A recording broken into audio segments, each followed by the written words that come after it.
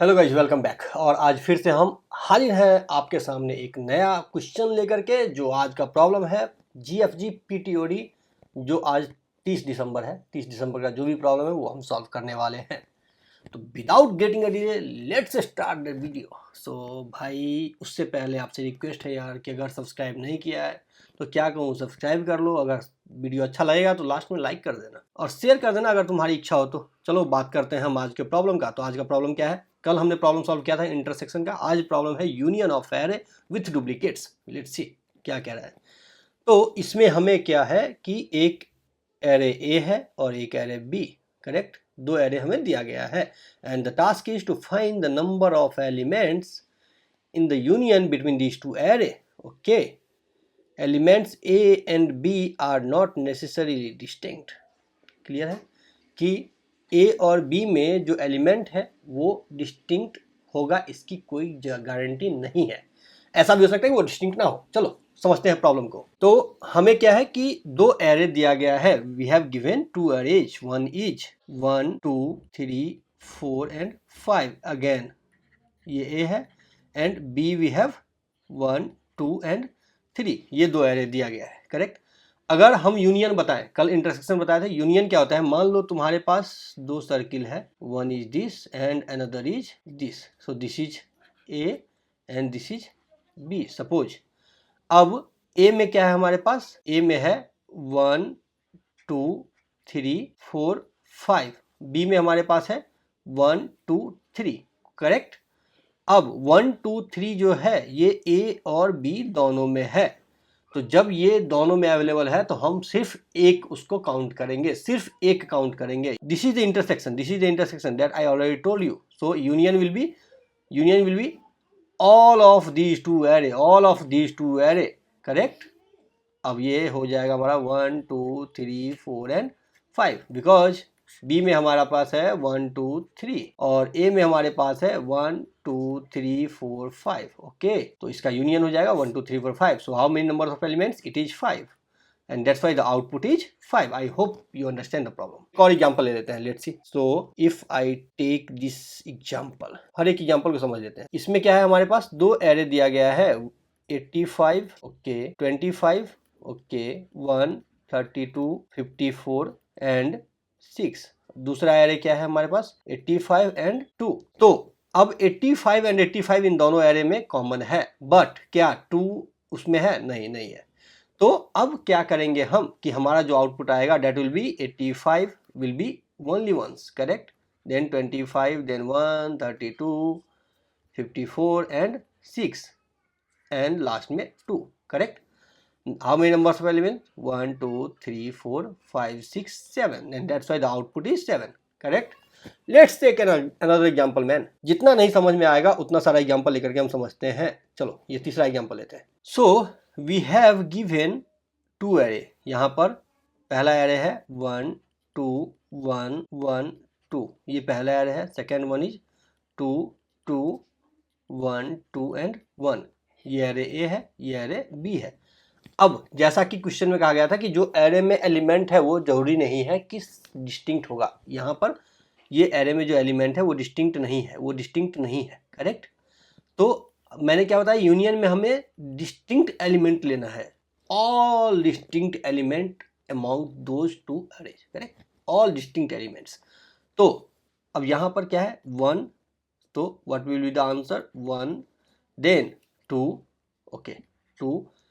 अब इसमें भी 2 है, इसमें भी 2 है, इसमें भी 1 है, 2 है, 1 है। So we have only 2 distinct elements. So answer will be 2 because this is the size of the array. Answer will be 2. Okay. चलो अब ब्रूट फोर्स अप्रोच देखते हैं। What will be the brute force approach? Suppose तुम यहां से start करते हो I and यहां से स्टार्ट करते हो J। करेक्ट। तो अब यहां पर तुम चेक करोगे I को के पहले एलिमेंट को हर एक एलिमेंट से, J के हर एक एलिमेंट से। This is the inner loop, this is the outer loop. और तुम चेक करोगे क्या 1 इसमें अवेलेबल है। करेक्ट, 1 इसमें अवेलेबल है। अगर 1 अवेलेबल है तो हम इग्नोर करके आगे बढ़ जाएंगे। अगर 1 अवेलेबल नहीं है, कोई और एलिमेंट है, तो हम उसको ऐड करते हुए चले जाएंगे। तो suppose you start from here, now you check 1 is double equal to 2। No, it is not. तो तुम्हारे पास सबसे पहले तो 1 आ जाएगा, करेक्ट। जहाँ से तुम स्टार्ट किए फर्स्ट एलिमेंट है, तो आउटपुट में जो भी तुम्हारा रिस्पॉन्स एरे बनेगा वो रिस्पॉन्स एरे में तुम्हारे पास आ जाएगा सबसे पहले 1। अब इसमें 1 double equal to 2, no, 2 is the different one. तो फिर इसमें तुम 2 ऐड कर दोगे, करेक्ट। फिर से तुम चेक करोगे कहीं पे भी कि कोई डिस्टिंक्ट एलिमेंट मिलेगा, क्योंकि यहाँ पर 2 मिल रहा है। तो अब फिर से 1 डबल इक्वल टू 2 नहीं है, 2 नहीं है। तो फिर तुम क्या करोगे, यहाँ पर 2 ऐड करने आओगे। बट ऐड करने से पहले तुम्हें ये भी देखना है कि जिस एरे में तुम ऐड करने आ रहे हो क्या उसमें पहले से 2 अवेलेबल है, क्या उसमें पहले से 2 अवेलेबल है। यानी सपोज तुम यहाँ पर कोई STL का डेटा स्ट्रक्चर ले लेते हो, करेक्ट। अब इसमें तुम चेक करोगे, सपोज वेक्टर है तो वेक्टर में तुम चेक करोगे कि क्या इसमें पहले से 2 अवेलेबल है। अगर है तो तुम इग्नोर कर दोगे, आगे बढ़ जाओगे। फिर 1 डबल इक्वल टू 2, आगे बढ़ गए। यहाँ पर 2 है, 2 को फिर से चेक किए, करेक्ट। फिर आगे बढ़ गए, फिर 1 को चेक किए, आगे बढ़ गए। फिर तुम्हारा पॉइंटर आई का यहाँ पर आ जाएगा। फिर ये 2 हर एक एलिमेंट से चेक करेगा। 2 डबल इक्वल टू 2, आगे बढ़ गया। 2 डबल इक्वल टू 2, आगे बढ़ गया। 2 डबल इक्वल टू 1, नो। फिर ये 1 को चेक करेगा क्या ये 1 इस पार्टिकुलर डेटा स्ट्रक्चर में अवेलेबल है, तो यस। फिर आगे बढ़ गया, करेक्ट। और इस तरह से तुम्हारा आई का लूप यहाँ से स्टार्ट होके यहाँ तक आएगा, और हर एक एलिमेंट के लिए जे का लूप तुम्हारा यहाँ से स्टार्ट होके यहाँ तक चलेगा, करेक्ट। अब इसके लिए अगर तुम टाइम कॉम्प्लेक्सिटी देखो तो time complexity will be O of n square, correct. या फिर अगर दोनों सेम है साइज तो, नहीं तो O of n into m, correct. ये टाइम कॉम्प्लेक्सिटी हो जाएगा। स्पेस कॉम्प्लेक्सिटी की बात करें तो यस, तुम डेटा स्ट्रक्चर में स्टोर नहीं भी करोगे तो चलेगा, क्योंकि तुम्हें ये रिटर्न नहीं करना है, करेक्ट। ये रिटर्न नहीं करना है, तुम्हें काउंटर बढ़ाना है, करेक्ट। काउंट प्लस प्लस करना है। तो you don't have to store in data structure, याद रखना, you don't have to store in data structure, you just have to increment the counter, so it will be O of 1। क्या कोई ऐसा data structure use करके क्या तुम इसको optimise कर सकते हो, करेक्ट। ये जो n इंटू एम है, तो क्या ऐसा पॉसिबल है कि O ऑफ n या O ऑफ m इस टाइम कॉम्प्लेक्सिटी में हम कर पाए, या फिर उससे कम कुछ भी, O log n m कुछ भी करो, O n प्लस m कुछ भी लॉग। तो भाई इसके लिए तुम्हें सोचना पड़ेगा क्या ऐसा कोई डेटा स्ट्रक्चर अवेलेबल है, तो यस। अब कैसे कर सकते हैं, तो अगर हम ऑप्टिमाइज्ड अप्रोच देखें, तो अगर हम ऑप्टिमाइज्ड अप्रोच इसका देखें, मान लो हम यहाँ पर ले लेते हैं एक नया एग्जाम्पल 1 2 1, ठीक है। ये A है, ये B है। तुम्हें ये पता है कि ये जो एरे में डेटा है, ये जो एरे में, दोनों एरे में डेटा है, ये डिस्टिंक्ट नहीं है, करेक्ट। ये डिस्टिंक्ट नहीं है, यानी ये डुप्लीकेट वैल्यू इसमें हो सकता है, लेकिन तुमको आउटपुट में डुप्लीकेट वैल्यू काउंट नहीं करना है, तुमको आउटपुट में हमेशा यूनिक वैल्यू काउंट करना है। तो अगर तुमने STL पढ़ा है तो STL में एक डेटा स्ट्रक्चर होता है सेट, करेक्ट। सेट में अगर तुम कुछ भी स्टोर करते हो तो set does not accept duplicate element, अब तुम मान लो अगर इस A को सेट में डाल दिया, ठीक है, A को तुमने सेट में डाल दिया, तो सेट में हमारे पास आ गया 1, मतलब तुमको जैसे करना है कर सकते हो। तुम एक लूप लगा करके एक सेट को डिक्लेयर कर लो और सेट के अंदर तुम डायरेक्ट डाल दो एक आई का लूप चला करके इस एरे को और फिर इस एरे को, ऐसे डाल सकते हो, करेक्ट। नहीं तो दूसरा तरीका है कि सेट को जब तुम डिक्लेयर करने जा रहे हो उसी समय तुम सेट को के अंदर इनिशियलाइज कर दो पहला वेक्टर को, पहला एरे को सेट के अंदर तुम डाल सकते हो डायरेक्टली, करेक्ट। तो तुमने सेट में डाल दिया 1 2। अब फिर से तुमको B के लिए एक लूप चलेगा और B के एलिमेंट को तुम सेट में इंसर्ट करोगे, इसमें पहले से हमारे पास है 1 2। अब ये 2 चेक करेगा, करेक्ट। 2 फिर 2 फिर 1 फिर 2 फिर 1, यानी सारा डुप्लीकेट एलिमेंट मिलेगा। कि यहाँ से इसमें सेट के अंदर सिर्फ 2 वैल्यू है। अब तुमको रिटर्न करना है सेट का साइज। अब जो सेट का साइज है वो तुम रिटर्न कर दो। चलो दूसरा एग्जांपल देखते हैं।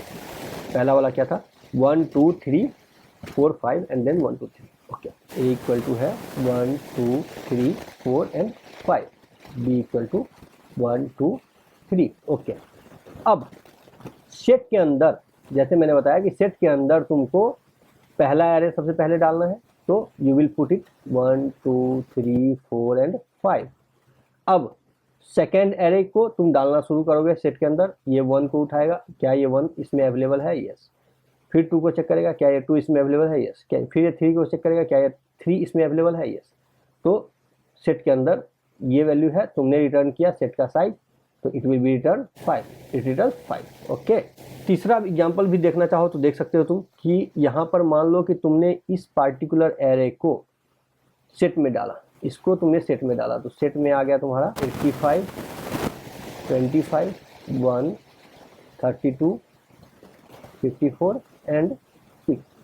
अब फिर दूसरा एरे को तुम सेट में डालोगे तो 85 is already there, 2 is not here, so you will insert 2।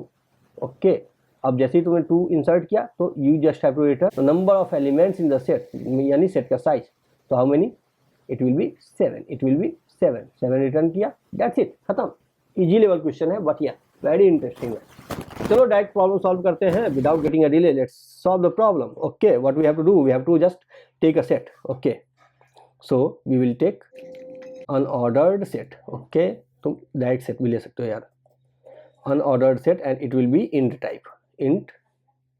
Okay, and will do, हम सबसे पहले इसको असाइन ही कर देते हैं डायरेक्टली। तुम डायरेक्टली यहाँ डिक्लेयर करके और लूप चला करके तुम उसको इंसर्ट कर सकते हो, हम यहाँ पर असाइन कर सकते हैं। So let me assign it a dot begin comma a dot and. Okay, ये हमने इसमें a dot begin comma a dot and, ठीक है। ओके, तो हमने इसमें असाइन कर दिया a को। अब for int i equal to 0, i less than b dot size i plus plus. अब तुम इस सेट में इंसर्ट करने जाओगे s dot insert and you will insert b of i, तुमने सेट में इंसर्ट किया, ठीक है, and return s dot size, let me try to compile. तो ये कंपाइल हो गया है, let me try to submit, कि सबमिट हो रहा है कि नहीं हो रहा। Correct, yes man, submitted. तो इफ यू सी हियर ना, इजी लेवल डिफिकल्टी है। ओके, तो आई होप कि तुमको ये इजी लेवल प्रॉब्लम समझ में आ रहा होगा। तुमने यूनियन और इंटरसेक्शन दोनों कर लिया है। अगर अच्छा लगता है please hit the like button, subscribe नहीं किया कर दो, शेयर कर दो, that's it, done. Thank you.